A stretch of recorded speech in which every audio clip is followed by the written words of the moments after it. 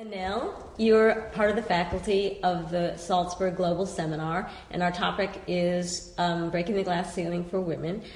You're an expert in gender equity, and you've been a member of the Peruvian Parliament. So tell us how empowering women will improve the economic status of a country.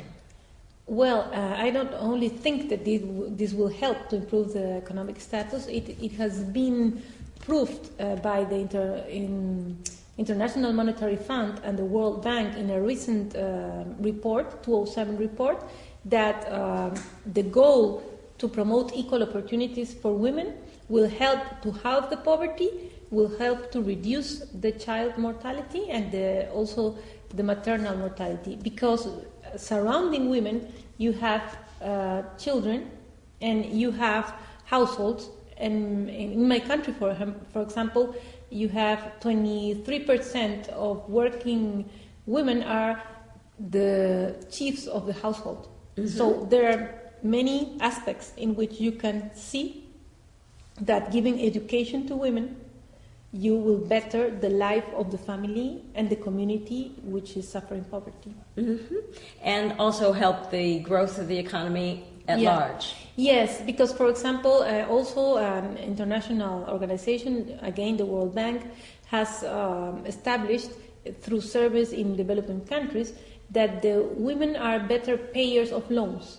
You give them the opportunity of a loan for a small business, and they will be very tidy or very diligent in paying the loan, knowing that this will benefit them for more capital. Mm-hmm. So there are many aspects in the economic activity of women that demonstrate that they can contribute to promote demand and economic mobility. Mm-hmm. And one last point about Mexico, Brazil, and my own country, Peru, you have the cash transfer programs, which consist in giving cash for the chief of a household that will be a woman in the rural areas, in exchange of her taking her children to have immunization and to go to school. Mm-hmm. And even it has been discovered, for at least in my country recently, that they save the money so that they can put a little bit of the money to a very small investment. So this kind of things, from small to big, you can promote. Uh-huh. Now, you were a member of the parliament in Peru.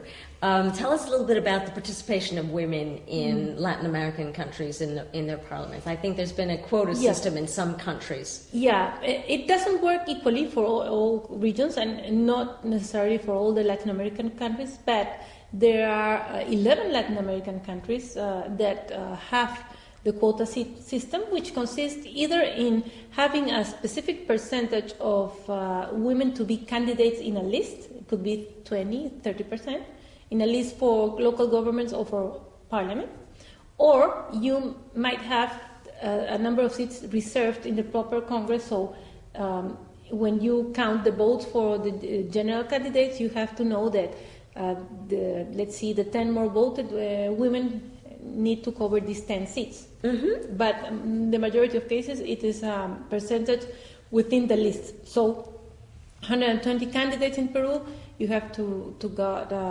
40 women candidates. Uh-huh. And this is a temporary measure to increase the participation of women. And it has shown results between 1990 and the year 2006 in Latin America, in the countries in general, after the quota system was approved in the 90s, we went up from 7% to 16%. So they have been like a good measure to be taken, but not enough. The quota assures you more participation, not necessarily more awareness or sensitivity about other laws that women need. Yes. How does that compare, Latin American participation rates, with Europe and with the United States?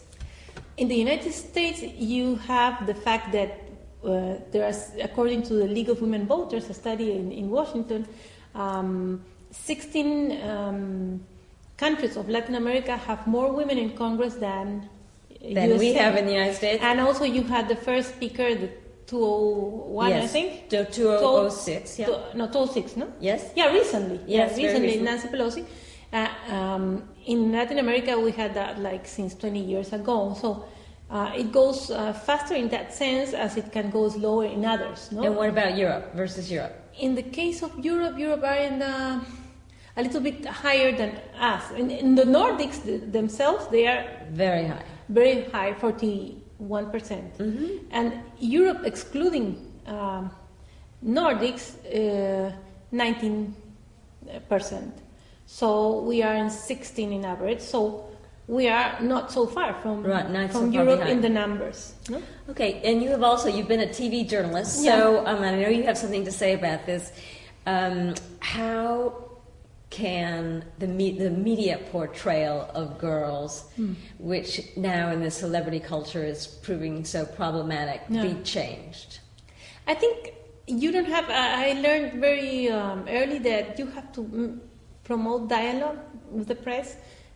It is true that you can say your feelings and speak your feelings and your thoughts about bad things that press can be doing, but the best way to make them understand is to get through their channels of communication. For example, in my case as a Congress member and even also as a minister when I was a Minister of Women Affairs and Social Development, I tried what you call so-called to sell them good stories about women, to motivate them, to tell them, you see, if you make a report about this group of women from a poor town in Peru that now they are, let's say, they have been trained and their handcraft goes to London to Harrods, this is a true story, yeah? Then it's something new. They have been trained so they can make, and this is true story, small toys, imagine, for dogs in the UK. You see, it's something incredible, but this is a story. It's a story and the media picked it up. Yeah, the woman saying, I don't understand why people over there, they need these little things for dogs. Yeah. Because it's another culture. Uh-huh. But the woman is happy because she says, and this is true also, she said in one conference I was with one of a peasant woman, she said, I am happy because now I have my money and then I don't have to wait for my husband coming back from drinking a lot of beer and not giving me enough for the family. Now I feel free and independent. Uh-huh. And the detail, colorful detail of what they do and how they learn, this has been part of some TV reports. Uh-huh. And so on. You can go through sports and other things. To create a positive image of the possibilities for women. Yeah, it is not a fair competition in the sense that you know that celebrities, music and all sorts of things can be much more stronger, but you can begin with, but you have to choose attractive things, because if you go from one extreme to another, it will be difficult. Yes. Okay, thank you very much. Thank you, Judith.